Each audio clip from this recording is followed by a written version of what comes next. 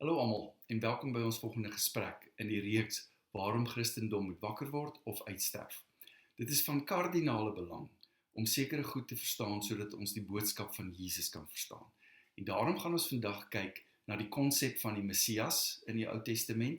Die konsep is Jesus daar die Messias en dan ook die konsep van Christus. Dit is so belangrik, want dit is die hoeksteen en die fondasie van die Christendom. Dit is die fondasie van ons geloof. Ons glo dat Jesus is die Messias. En ons kyk dan daarna vandag, is ons reg as ons dit dan nou glo.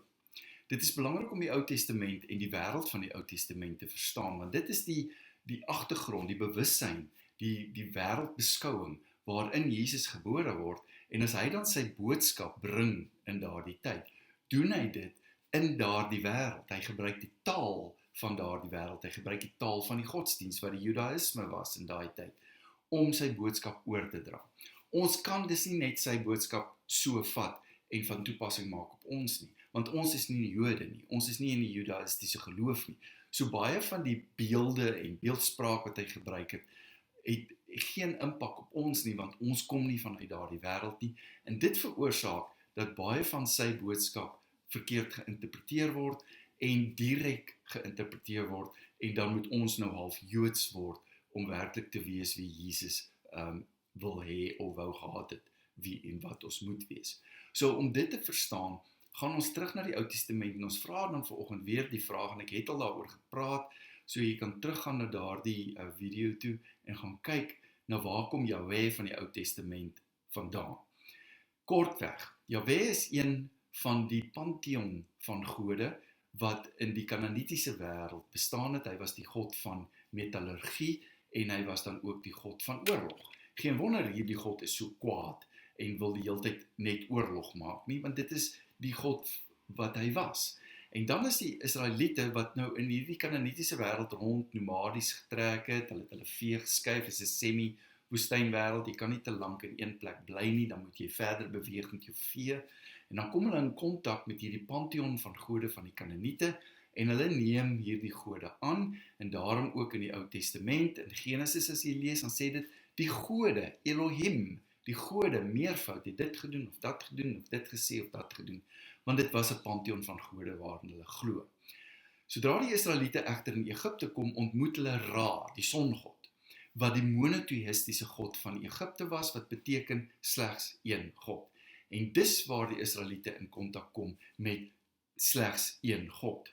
En van daar af begin hulle dan praat van El, enkelvoud, God normaalweg in die sin van El van die gode. Jy weet, die God van die gode. So hy word altyd uitgehef vanuit die pantheon uit as die ultimate God. Hierdie Jahwe gaan dan 'n verbond met sy volk aan en sê, julle is nou my uitverkore volk, ek is julle uitverkore God. En ja, daar kry ons dan die monoteïstiese God van die Ou Testament. Oorspronklik kom hy van die Kanaanitiese pantheon van gode af. En ons moet dit verstaan om sy karakter te verstaan. Want reg deur die Ou Testament sien ons sy karakter. Hy is nie 'n vriendelike ou nie. As jy gaan koppe tel in die Ou Testament, het hy meer as 2 miljoen, om presies te wees 2.038.344 mense vermoor. Hier 'n liefdevolle God. Satan daarteenoor, wat altyd aan ons opgedis word as jy moet bang wees vir Satan, het net 10 mense in die Ou Testament doodgemaak, en hy het hulle doodgemaak met die toestemming van Jahwe. En dit kan jy gaan lees in die geskiedenis van Job.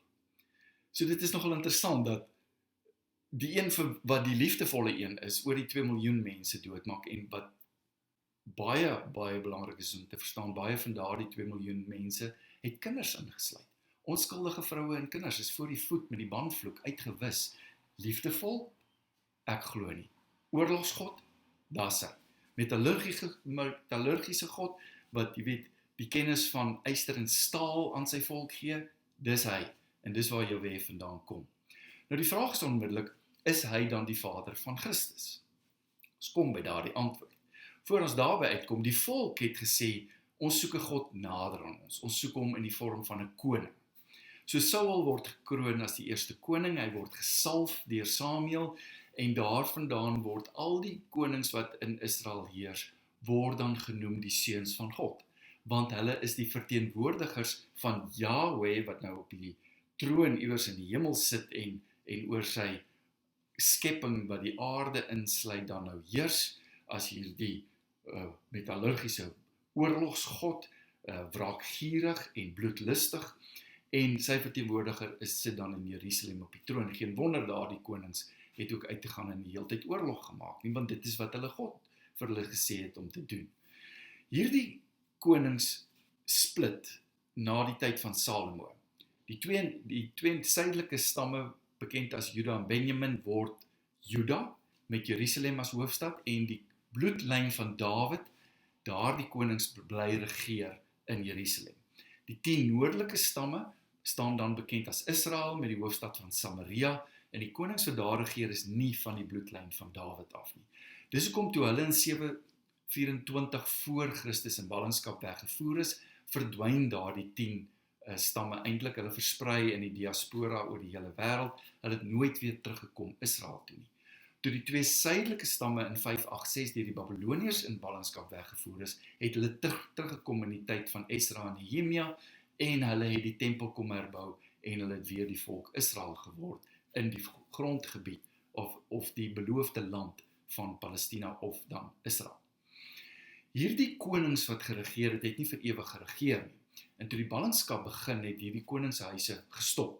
En daar het hierdie verlange in die volk gebly om terug te gaan na die tyd toe Dawid hierdie wonderlike koning was en dan geregeer het oor die hele huis van Israel. En dit begin dan hierdie Messias verwagting in Israel te skep, en die profete begin daardie taal te gebruik. Moenie bekommerd wees nie. God, Jahwe, gaan weer sy verteenwoordiger, die koning stuur, hy gaan julle kom verlos, hy gaan julle vyande aan julle voete onderwerp, hy gaan in 'n oorlog julle lei en almal verwoes. Jy sien die tipiese goed wat nog altyd in Israel gebeur het. Dit is hierdie Messias.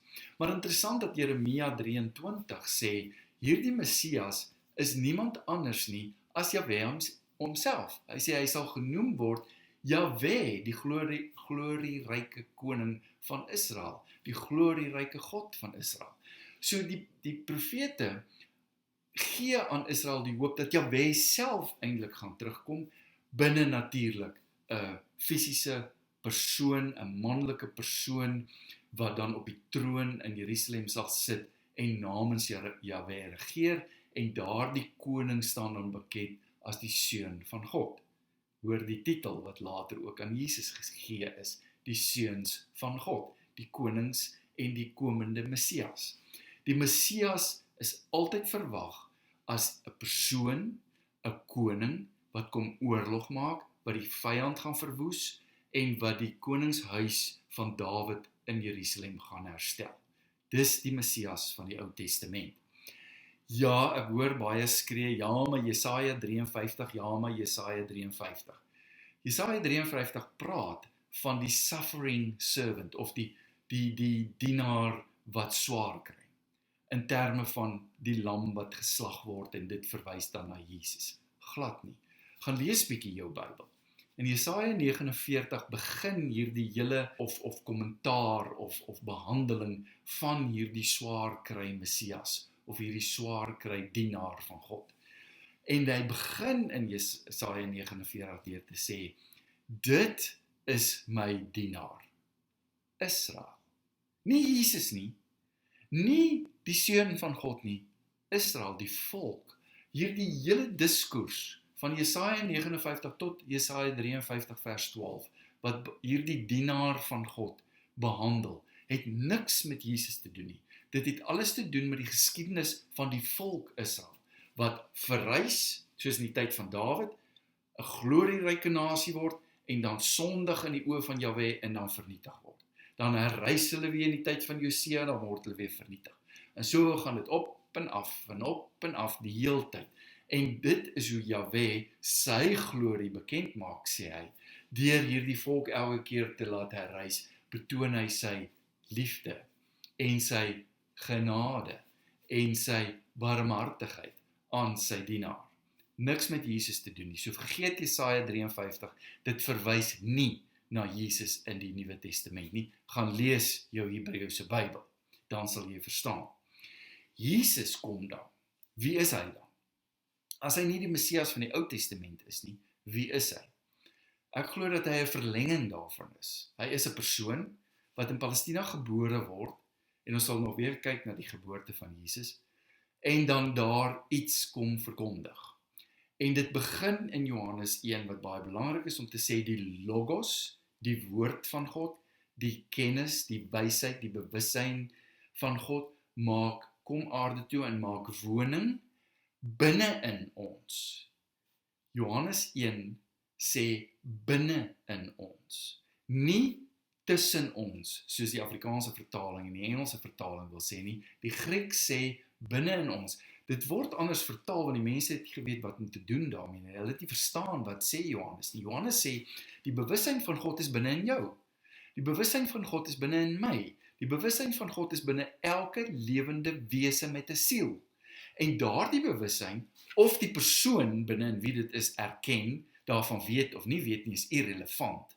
Maar daardie bewussyn van God is teenwoordig. Dis hoekom Jesus ook sê in Matteus 6 vers 33, die koninkryk van God is binne in jou, nie tussen ons iewers in die hemel of een van daardie uitdrukkings wat ons so graag gebruik nie. Binne in jou, ons is bang om dit te sê, want wat sê ons dan eintlik? Ons moet wakker word. Ons moet hierdie ignorance, hierdie domheid, kan 'n mens dit maar eintlik noem, oorbrug om te verstaan wie en wat ons werklik is, en dit is die boodskap wat Jesus gebring het. En daarom word Jesus die Seun van God genoem. Die Seun van God is nie 'n titel wat sê, hy is gebore uit die mens, hy is een van die mense, hy is 'n mens, volkome mens, jy weet, al die taal wat ons tradisioneel in die Christendom gebruik nie. Die Seun van God dui op die kosmiese bewussyn van Christus, wat gaan oor alle geslagte, oor alle geskiedenis, oor die toekoms, oor die verlede, oor al die lewende wesens wat God geskep het. Hy is die bewussyn oor alle lewende wesens, die kosmiese Christus. Dis baie groter as wat ons klein breintjies eintlik kan verstaan. Soos ons praat van die Christus, is dit die bewussyn van God, en daar lê die groot verskil. In die Ou Testament het ons 'n man, 'n manlike persoon gebore uit die geslag van Dawid, bloedlyn, baie belangrik, wat dan sal sit op die troon van sy vader Dawid in Jerusalem. En hy sal sy vyande aan sy voete onderwerp.